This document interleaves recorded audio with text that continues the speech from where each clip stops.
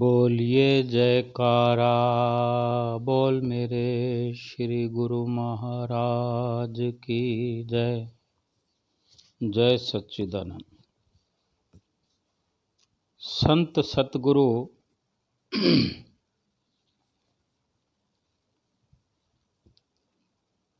मनुष्य को अपने प्रवचनों में फरमाते हैं कि मनुष्य शरीर को विषय विकारों की ओर प्रेरित करना ऐसे है जैसे किसी कीमती वस्तु का दुरुपयोग करना। छोटा मोटा नुकसान नहीं है, इतना बड़ा नुकसान है जिसकी भरपाई नहीं हो सकती। मनुष्य का शरीर जो अपने अंदर सुंदर श्वासों के हीरे मोती संजोए हुए है, एक एक श्वास की कितनी कीमत है। एक एक श्वास को खर्च करते समय अगर जीव विचार न करे, मनुष्य सोच समझ के श्वासों को खर्च न करे कि ये श्वास खर्च होते जा रहे हैं, इनके बदले में हमारे हाथ पल्ले क्या आ रहा है, या ये श्वास यूं ही बिना हिसाब के ख़त्म होते जा रहे हैं, लुटते जा रहे हैं, और इनके बदले में फिर फायदे की वस्तु अगर नहीं आ रही। लेकिन ये और भी अफसोस की बात है कि नुकसान ही नुकसान हो रहा है, तो ये नुकसान कैसे भरपाई होगा। जो विषय विकारों में छल कपट झूठ, ये संसार के संसाधन एकत्र करने के लिए इन सब चीज़ों का इस्तेमाल किया जाए, झूठ का उपयोग किया जाए, छल किया जाए, कपट किया जाए, अहंकार किया जाए, इनसे तो इतना नुकसान हो जाएगा कि हम कितनी योनियों में तो ये सब करते हुए आए हैं। इतना नुकसान हो चुका है पहले, उसकी भरपाई करने के लिए तो मनुष्य शरीर मिला है इस जीव को प्रभु ने दया करके, कि इस मनुष्य जीवन के अंदर परमात्मा की भजन भक्ति करे, परिपूर्ण संत सतगुरु की कृपा सिंधु सतगुरु की शरण ग्रहण करके परमात्मा का नाम जपे, ताकि पिछले योनियों में जितने विकार, जितने बुरे कर्म हमारे हैं, पाप हैं, वो सब धुल जाए। वो कार्य न करके इस जन्म के अंदर और अधिक पाप करके अगर हमने ये श्वास खर्च कर दिए, मनुष्य जन्म हाथ से भी निकल गया, कितना नुकसान हो जाएगा। ये संत सतपुरुष ही जानते हैं, इसलिए हम जीवों को आगाह करते हैं। एक दृष्टांत है, अपने कीमती श्वासों और शरीर को दुरुपयोग करने के शिक्षा की दृष्टि से हमको विचार करना चाहिए कि एक राजा था, वो दयालु राजा था, धर्मात्मा था।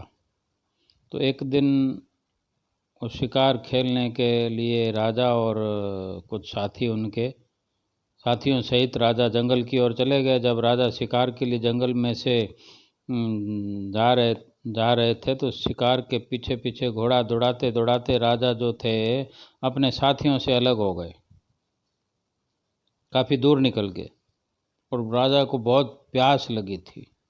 और वो गर्मियों का समय होता है या धूप का समय होता है तो अधिक प्यास लगती है, और घर के अंदर तो कितने ठाट बाट होते हैं, एक इशारे पर कितने ही सेवक राजा के खड़े होते हैं। अब जंगल का रास्ता, इधर धूप और इधर प्यास से व्याकुलता, पानी की खोज करने लगे राजा साहब। तभी अचानक उनकी नज़र पड़ी एक झोंपड़े पर, तो वो जल्दी उस झोंपड़े की तरफ पहुँचे। उस झोंपड़े में एक गरीब लकड़हारा रहता था। जब लकड़हारे ने अपने अतिथि को एक अपने द्वार पर आया देखा तो उन्हें अंदर ले जा के बिठाया। गरीब का भी दिल होता है।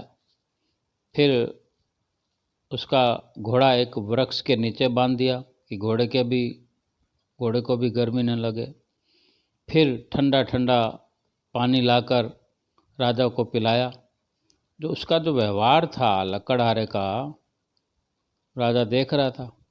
फिर कुछ देर विश्राम करने के बाद लकड़हारे ने, राजा ने जैसे विश्राम किया ठंडा पानी पीकर, तो फिर राजा से भोजन के लिए आग्रह किया विनम्र भाव से। तो वो भी राजा ने उसके प्रेम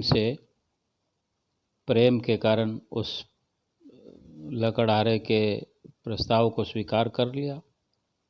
तो लकड़हारे ने घर में जो साग व रूखी सूखी बाजरे की रोटी भी बनी हुई थी, उसने परोस दी, राजा के सामने रख दिया वो जो कुछ भी था। तो उसके प्रेम पूर्वक मेहमान नवाजी से राजा को वो सादा भोजन भी अमृत के समान लगा। राजा दयालु स्वभाव का तो था, दयावान तो था ही, और बहुत प्रेम से खाया और बहुत स्वादिष्ट लगा। राजा ने भोजन खा लिया तो वो लकड़हारे के आदर से जो प्रसन्न तो था ही, तो वो प्रसन्नता के कारण बड़ा प्रसन्न होकर राजा पूछ रहा है कि तुम कौन हो तथा क्या करते हो?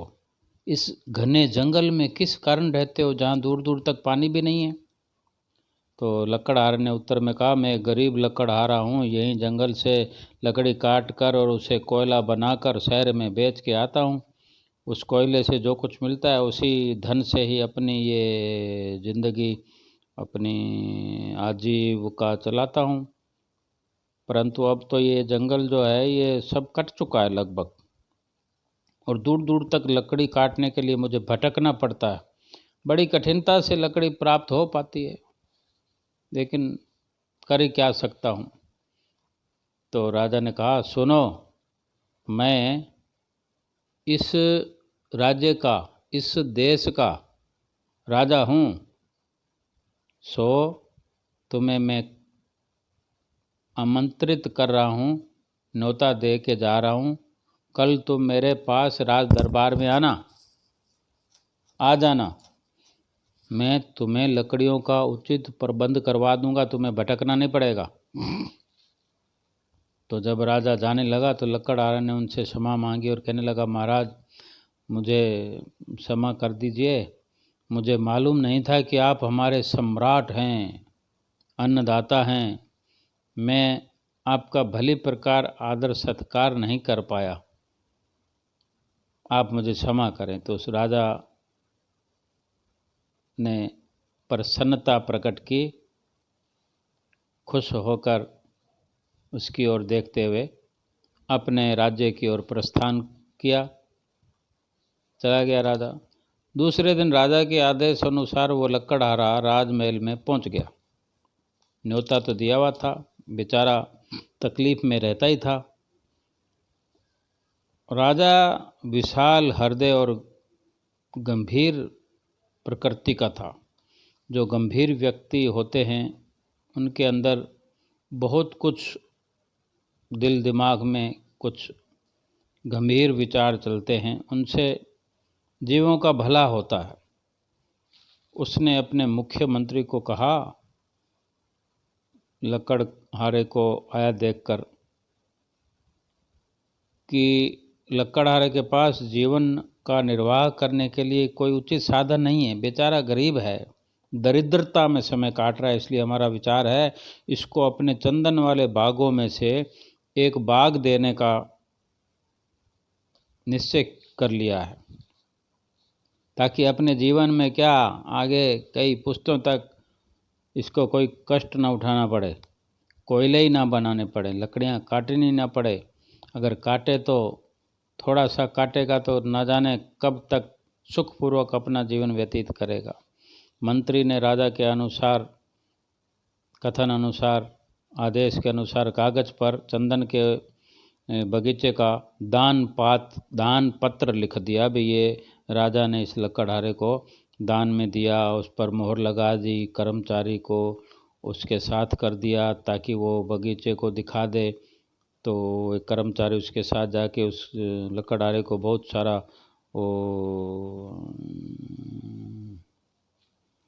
और भी राजा ने उसको पुरस्कार दिया और उसको बगीचा दिखवा दिया कि तुम इसके मालिक हो और लकड़ियों का सही इसका उपयोग करो। और लकड़हारा खुश होकर वहाँ से चला गया। कर्मचारी लकड़हारे को जो साथ लेकर चंदन वाले बाग में पहुँचा और वहाँ जाकर कर्मचारी ने कहा, आज से ये बाग तुम्हारा है, तुम इसका सही ढंग से प्रयोग करोगे ही। अब इसमें ज़्यादा कुछ बताने वाली बात नहीं थी और कर्मचारी राज दरबार में वापस आ गए। इधर अब लकड़हारे की देखो कलाकारी। इसी पर तो संत महापुरुष दुखी होते हैं, जो हमें बार बार उदाहरण देकर कथा कहानियों के माध्यम से हमें समझाते हैं कि हम क्या कर रहे हैं। जो लकड़हारा भी कर रहा है और हमको भी इसीलिए बार बार कहते हैं कि थोड़ा बहुत नुकसान हो तो हम अफसोस ना करते, लेकिन इतना नुकसान ये इंसान कर बैठता है जिसकी भरपाई नहीं होती।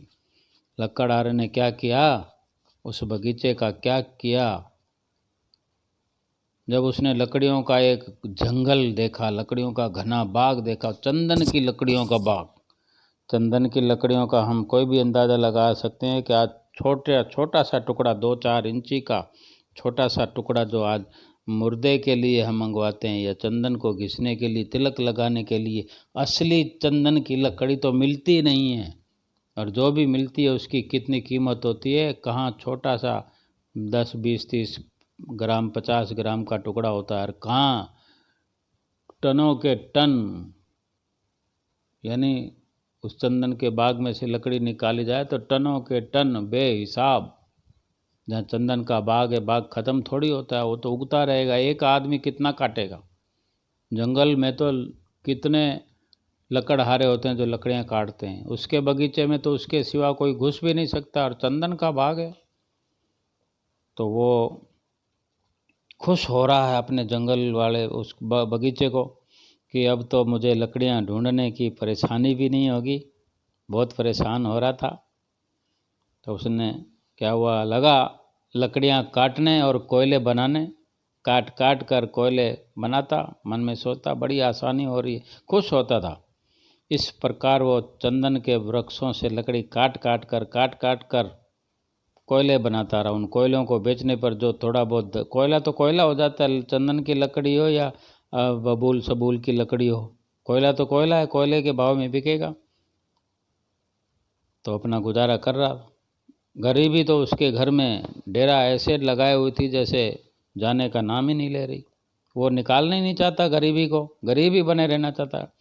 इस तरह करते करते कई वर्ष बीत गए। उसने लगभग चंदन के बाग के सारे पेड़ अब काट काट कर कोई कोयले बनाएगा तो ख़त्म तो होगा ही। सब पेड़ कोयले बना डाले, 10-15 पेड़ बाकी बच गए। सबके साथ ऐसा नहीं होता कि कुछ बच जाए। तो देवयोग से एक दिन राजा कहीं जा रहे थे, जब वे लकड़हारे के घर के पास से गुजरे उसी जगह, तो उसको याद आ गया लकड़हारा यहाँ था, उसका बाग भी देखना चाहिए। देखा कि वो झोंपड़ा वैसे का ज्यों का त्यों है, टूटा फूटा। तो राजा ने सोचा चंदन का बाग जिसको मिल जाए उसकी हालत उसने सोचा क्या पता इस झोंपड़े को छोड़ दिया हो, कहीं बड़ा घर बना लिया होगा। लेकिन जब ढूंढा, वो राजा मन में सोच ही रहा था ढूंढने के लिए कि उसको लकड़हारे को ढूंढूं, ऐसा होना तो नहीं चाहिए। इतने में सामने से वही लकड़हारा झोंपड़े में से, उसी झोंपड़े में से आता दिखाई हुआ। आते ही उसने राजा को प्रणाम किया। सम्राट ने पूछा तुम्हारा क्या हाल है। लकड़हारे ने हाथ जोड़कर, महाराज आपकी बड़ी कृपा है। राजा ने फिर पूछा कि अभी तो तुम पहले की तरह निर्धन प्रतीत हो रहे हो, वैसे के वैसे लग रहे हो। तुम्हारी अवस्था बदलने के लिए तो मैंने तुम्हें चंदन का बाग दिया था। मैंने तो सोचा था कि अब तक तुम धनवान बन गए होंगे, परंतु अफसोस तुम्हारा तो वही हाल है। तब लकड़हारे ने कहा, महाराज उस बाग से जो कि आपने कृपा करके मुझे दिया था बहुत आराम मिला है, ऐसी बात नहीं है। पहले तो जंगल से लकड़ी ढूंढ ढूंढ कर लानी पड़ती, तब कहीं जाकर बड़ी मुश्किल से कोयले बनता थे। अब तो मैं धड़ाधड़ लकड़ियाँ काट काट के कोयले बना रहा हूँ, कोई असुविधा नहीं है। मैं बड़ी सुविधा से कोयले बना लेता हूँ। महाराज आपका ये उपकार तो मैं कभी भूल नहीं सकता। ये राजा सुन रहा है और हैरान हो रहा है। हैरान होकर पूछता है, तो क्या तुम उस लकड़ी के कोयले बनाते रहे हो? चंदन की लकड़ी के, उसको जला जला कर कोयले बना रहे हो और वही कोयले बेच रहे हो? लकड़हारे ने कहा, जी हुजूर, यदि कोयले न बनाता तो मैं अपने परिवार का निर्वाह कैसे करता? उस बाग का क्या करता मैं? लकड़हारे से ये बात सुनकर राजा को बहुत दुख हुआ कि ऐसे परखहीन मनुष्य को मैं अमूल्य वस्तु दे बैठा, जो विवेक से खाली होने के कारण चंदन की मूल्यवान लकड़ी के कोयले बनाता रहा। आखिर में राजा ने उससे पूछा, क्या तुमने सारी चंदन की लकड़ी कोयले बना दिए या कुछ बाकी बचे हैं?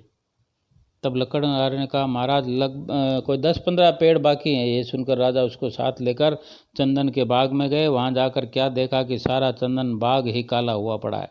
जगह जगह पर कोयले के गड्ढे हुए पड़े हैं। अधिकतर पेड़ कटे हुए। चंदन के बगीचे की ये दुर्दशा देखकर राजा को बहुत दुख हुआ। उसके बाद उन्होंने एक लकड़ी चंदन के पेड़ से कटवा कर लकड़हारे के हाथों में देते हुए कहा, तुम शहर में जाओ, ये लकड़ी लेकर कोयले वोले मत बना देना, तथा जितने इसके दाम मिले कल आकर हमें राज दरबार में बतलाना।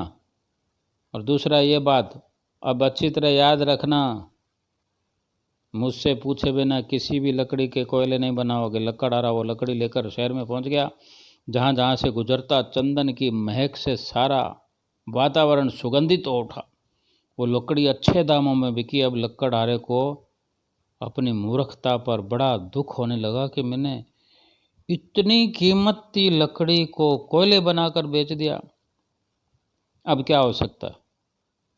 लेकिन दूसरे दिन लकड़हारा राज दरबार में पहुंचा और सारा हाल राजा को बताया। राजा ने कहा, जब एक लकड़ी के थोड़े से टुकड़े का मूल्य इतना अधिक है तो बताओ पूरे चंदन के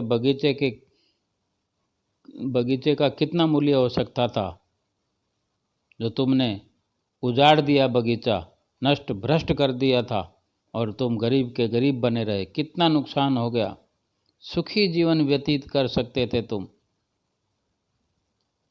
अब क्या हो सकता था। जो चंदन के वृक्ष बाकी बचे हैं उन्हीं की लकड़ी बेचकर अपना जीवन निर्वाह करो, इससे भी तुम्हारा जीवन सुखमय बन सकता है। लकड़हारा अपनी अज्ञानता पर अफसोस करता हुआ, आंसू बहाता हुआ अपना मुंह लेकर घर चला गया और फिर बाकी का जीवन सोच समझ के सदुपयोग लकड़ी का करने से उसका जीवन सुखी बना। मतलब ये है कि परमात्मा की ओर से ये जो मनुष्य जीवन हमको मिला है, ये बगीचा है। इसका एक एक श्वास अति मूल्यवान है। चंदन के बाग से इसकी तुलना की है। अब इस जीवन का उचित ढंग से प्रयोग करना मनुष्य का कर्तव्य है। इस जन्म में अगर ईश्वर प्राप्ति के साधन नहीं किए, भगवान के नाम की दौलत नहीं कमाई, तो 84 लाख योनियों के चक्कर में किसको भरमना पड़ेगा। जिसने इसकी कदर नहीं की शरीर की, वो 84 लाख योनियों में जाएगा ही।